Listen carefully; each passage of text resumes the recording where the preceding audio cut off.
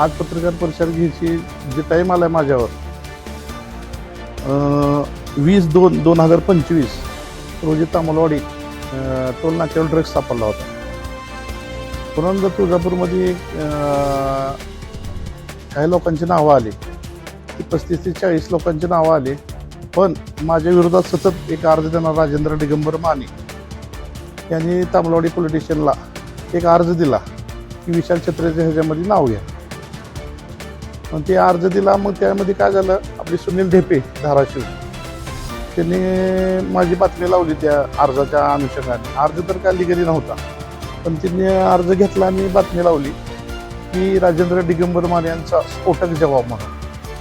मग ती बातमी मला माझ्या मित्राने फॉरवर्ड केली. मला विचारले काय भानगड आहे तुझ्या विरोधात असा अर्ज आला. तर मी विचारलं त्याला. मी पुन्हा ढेपे साहेब पोलीस स्टेशनला गेलो आणि तिथून सुनील ढेपे यांना फोन लावला किंवा तुम्ही बातमी दिली आहे ती खरी आहे का. आणि त्या बातमीमध्ये काय मजकूर लिहिला की विशाल छत्रेवर खून, दरोडा आणि अजून असे गुन्हे टाकले त्यांनी. तर माझ्यावर कुठलाही खुनाचा गुन्हा नव्हता. आणि त्यांनी बातमी प्रसिद्ध केली सगळीकडे. मित्राचे फोन यायला लागले. मग मी त्यांना विचारलं किंवा तुम्ही खोटी बातमी का लावली. तर त्यांनी मला उत्तर दिले, मी माझ्या जो बातमीमध्ये लावलेलं नाही, मला राजेंद्र माने यांनी जे अर्ज दिला आहे त्याच्यामुळे मी बातमी लावली. एक झाला विषय. पुन्हा नंतर 4/3/2025 बातमी लावली. 5/4/2025 राजा माने यांनी अजून एक अर्ज दिला कोर्टामध्ये की विशाल छत्रेचं नाव घ्या म्हणून धाराशिव कोर्टामध्ये, जिथे ही केस चालू होती तिथं. मग तिथून पण त्या कोर्टाने त्याला हाकलून लावलं. पुन्हा नंतर मी मुंबईला माझ्या कामासाठी गेलो होतो. मग तिथं अशीच एक मीटिंग चालू होती. त्या मीटिंगमध्ये माझा फोटो काढला. तिथून पुन्हा नंतर मला त्यांनी अजून एक बातमी लावली की खासदार आणि पालकमंत्र्याला डावलून विशाल मटका किंगला आमंत्रण. असं कुठलं मला आमंत्रण नव्हतं, पण त्यांचं म्हणणं होती मटका किंग तुमचं नाव कुठे घेतलं मी. पण त्यामध्ये एक भावनिक कल्लोळ तीर्थाचा मी ठेका घेतला होता.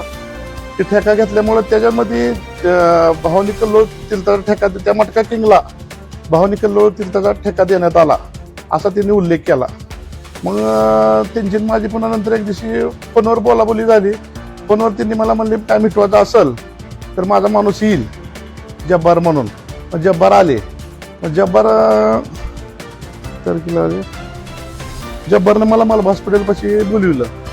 जब्बार शेखनं मला म्हणले ते साहेबांना सांगितलं ते करून टाका. म्हणजे कोणते साहेब, तर सुनील ढेपे. मग त्यांनी 1 लाखाची मला मागणी केली. 1 लाखाची मागणी केल्यावर मी त्यांना आता पैसे सध्या नाहीत, पण मी रिकामा हाताने जाऊ का म्हणून मला जब्बार शेख म्हणले माझ्या अकाउंटला एक 5-10 हजार रुपये मी तुम्हाला अकाउंटवर मारतो. तर त्यांनी मला काय सांगितलं, तुमच्या अकाउंटवर नको, दुसरं कोणाच्या अकाउंटवर मारत असेल तर मारा. मग मी एका किराणा दुकानमध्ये माझ्या जवळच्या संबंधात तिथे गेलो आणि तिथून त्यांना 5,000 रुपये त्यांनी ज्या नंबरला सांगितलं त्या नंबरला 5,000 रुपये मारले. पण तरी पण मला सारखं तुझं नाव घेईन, तुला अडकवीन म्हणून मला त्रास द्यायला चालू केला. पण नंतर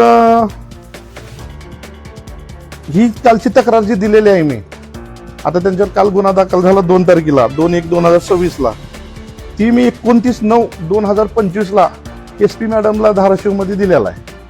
आणि 3 महिन्यांनी ती कारवाई झाली. आज 3 महिन्यांनी कारवाई झाली. त्यांना आज अटक केली वाटतं काल. आणि जाणून बुजून मला सारखं अडकवण्याचा प्रयत्न करत आहेत त्यांनी. माझ्या ह्या संबंधास कुठलाही म्हणजे ह्याच्यामध्ये संबंध नाही. माझ्यावर गुन्हे एवढे आहेत, माझ्यावर अशी कारवाई झाली आहे, खून आहे, दरोडा आहे, कुठलीही माझ्यावर केस नाही. पहिल्या केसमध्ये सगळे निर्दोष झालेले आहेत. बस.